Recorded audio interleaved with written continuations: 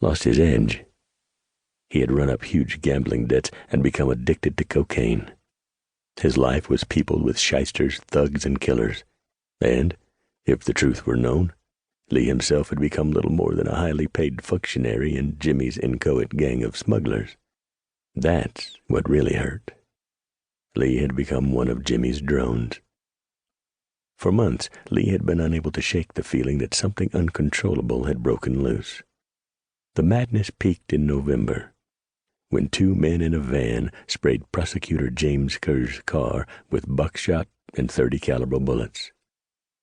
Federal agents showed up at Lee's office the following morning to question him about the unsuccessful assassination attempt.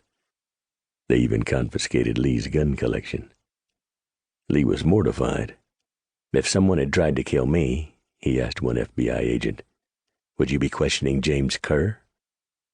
He already knew the answer. The entire criminal investigative apparatus of the federal government had targeted Lee for extinction, and they wouldn't stop until they got him. On the plane from Tucson, Lee sat next to a lawyer who worked for one of El Paso's establishment firms in one of the high-rise glass towers that dominated the downtown district of the border city.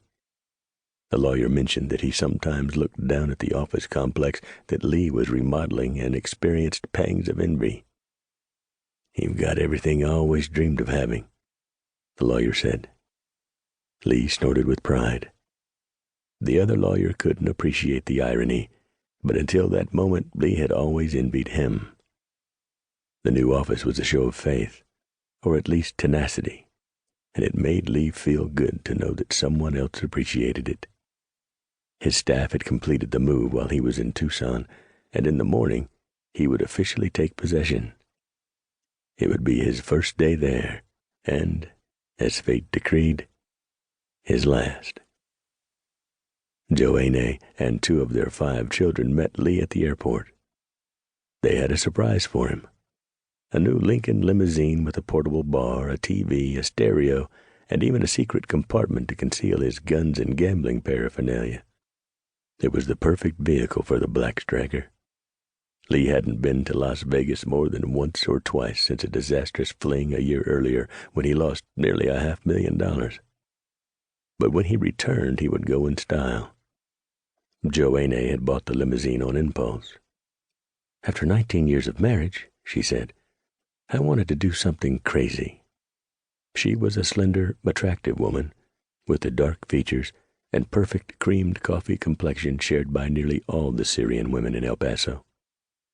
Lee's passions for women, gambling, and general recklessness would have destroyed most marriages, even among the Syrians and Lebanese, whose culture conditioned wives to this code. But Joanne's patience and love had forced it to endure. Lee was so wired on cocaine that he hardly touched his dinner as he talked nonstop about the victory in Tucson. It had been months since anyone had seen him so animated. It was like old times. Sometime in the middle of the night, after everyone else was asleep, Lee changed clothes and drove to his new office complex. At that hour there was little traffic along Mesa.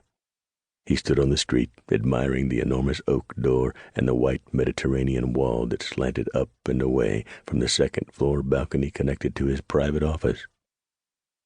From the street, you could see the palm tree and a corner of the balcony's striped awning. The only sign on the building was a small gold plaque with his name and occupation. The building might have contained a small, elegant restaurant or a foreign embassy. Lee unlocked the door and walked upstairs to his office. He unlocked the door to his private bath.